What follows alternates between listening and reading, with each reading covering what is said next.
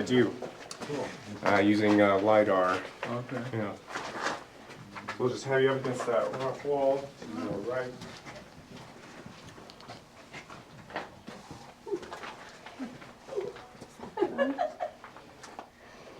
So now we're in front of some chute doors and ore cars. We're going to talk about haulage a little bit. So we were just in the stope. You blow up the rock, and then what do you do with it? Well, when you find an ore body, it'll be a big blob underground. So a little different than gold and silver, which you expect to form in veins, so kind of flat and wide or narrow and tall. Copper forms in ore bodies, and it's just a big blob. Some of them get super massive. There's one over that way on the 7th level at the southwest between here and the Hendrix mine. And you mine a level above and one below, and a raise at the back between the two. And at the bottom of the raise are going to be chute doors. So you mine away, kind of do it in levels and sections inside your stope. So you'll take one section at the bottom, and then you take the next section up, and then you move to the next section and do it level by level. That way it doesn't totally collapse on you while you're mining. It's also safer to mine up than it is to mine down.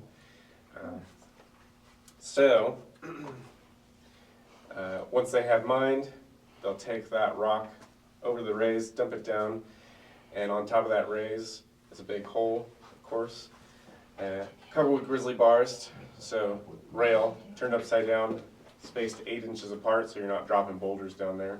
Manages the size of your rock. And you're going to do a bit of sorting while you're in the stope too. If you just have a bunch of limestone, you're not going to bother putting that down the chute because you're going to use it to refill your mine. Because you always backfill while you're working, gives you something to stand on and keeps it from collapsing completely. That way it doesn't affect other parts of your mine. And you mine away. So you take all that rock, drop it down, ends up behind the chute doors, and then you use a big bar, cheater bar, just stick it on the end of the handle. You'll feather it open and shut because you don't want a bunch of rock falling down. Sometimes there's hundreds of tons back there. And if you have a spill, you don't want to clean all that up. So be careful about it. If you're a swamper or a hand trammer, you'll center the car underneath there, feather it up, open and closed, fill it up with about 1,200 pounds of rock in these 1-ton ore cars anyway. They do get bigger. These are little 1-ton ore cars, 800 pounds empty. So you want the whole thing with the rock to be 2,000 pounds by the time you fill it up. And then you can wheel it off. They got on a bike and like that and... No. So the bike is actually the shift boss's bike. So you saw that little desk on the way here. That little desk would have been the shift boss's office, the foreman, and he worked underground. He was oftentimes an old stoped out miner, and by old, probably late 30s or 40s.